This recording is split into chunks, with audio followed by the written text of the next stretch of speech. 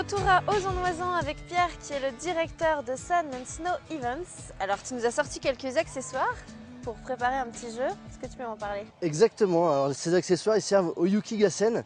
Le Yukigassen ça veut dire guerre des neiges en japonais. C'est un concept que j'importe depuis 2 ans parce que les Japonais organisent depuis 23 ans des championnats du monde.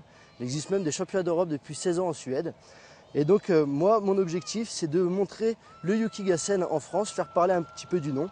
Donc évidemment pour une bonne bataille de boules de neige il faut bien se protéger. Donc les casques avec les masques parce qu'une boule de neige peut faire très mal. Ouais, on la voit là, elles sont bien dures. Hein. Elles sont bien dures, ouais. Et donc comment ça fonctionne alors? Déjà on a des petites pinces pour faire Alors, des les petites jolies pinces, c'est les snowballers oui, que je fais importer des États-Unis. Comme ça toutes les boules sont préparées à l'avance, calibrées. Ouais. Elles font toutes la même taille, 7 cm de diamètre. La taille idéale pour lancer. Et c'est quoi les règles alors? Comment ça se passe? Alors les règles, elles sont assez simples. On part, c'est 2 équipes de 7, 90 boules par équipe, 3 minutes de jeu.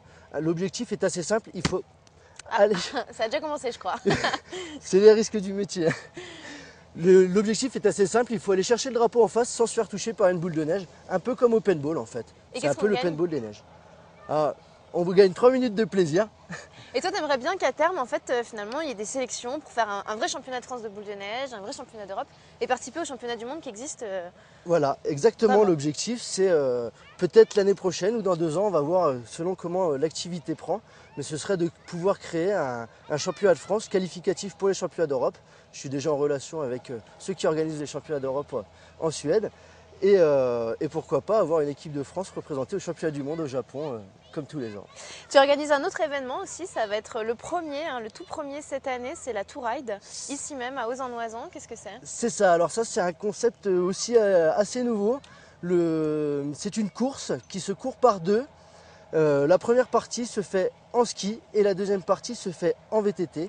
En fin de saison d'hiver, ce qui permet de faire la transition entre l'hiver et l'été sur un domaine comme l'Alpe d'Huez Grand Domaine Ski et sur la station d'Ozan-Noizan qui accueille énormément d'événements VTT.